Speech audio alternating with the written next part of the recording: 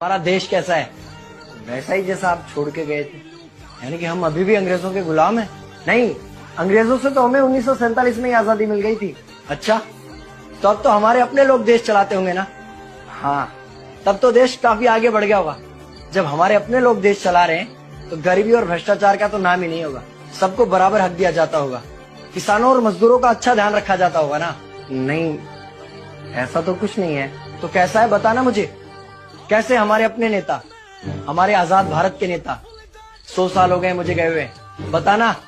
हमारे अपने नेता वो तो अपनी जेबें भरने में लगे हुए हैं। आने वाली 7 पीढ़ियों को नहीं बल्कि 700 पीढ़ियों को ना कमा कर खाना पड़े उस चीज के इंतजाम में लगे हुए हैं।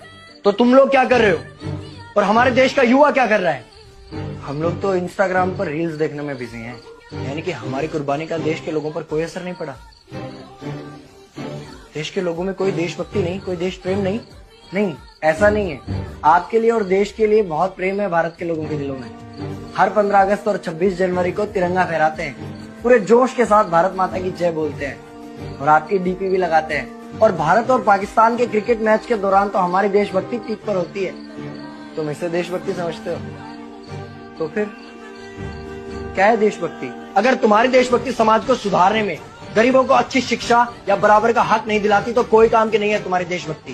भ्रष्ट नेताओं और सरकार के खिलाफ आवाज उठाओ, लोगों को एकजुट करो। लेकिन अगर हमने सरकार के खिलाफ आवाज उठाई या नेताओं से सवाल पूछे तो हमें एंटी नेशनलिस्ट कहा जाएगा या हमें गद्दार करार दे दिया जाएगा। तो डरता है। 23 साल का था मैं जब अंग्रेजों ने मुझे फांसी पर चढ़ा दिया। मुझे तो आतंकवादी कहा गया था।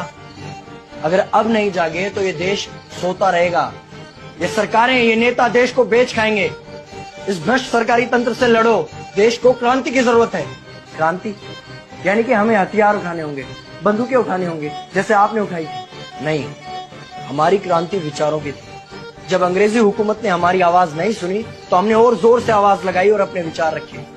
और क्रांति केवल सत्ता को बदलने तक सीमित नहीं है, बल्कि इस भ्रष्ट अन्यायी तंत्र को जड़ से उखाड़ कर फेंकना है। पर ये होगा कैसे? अपने आसपास से शुरुआत करो।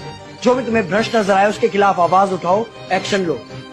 तुम्हारे टैक्स का पैसा नेताओं की जेब में जा रहा है, हिसाब मांगो।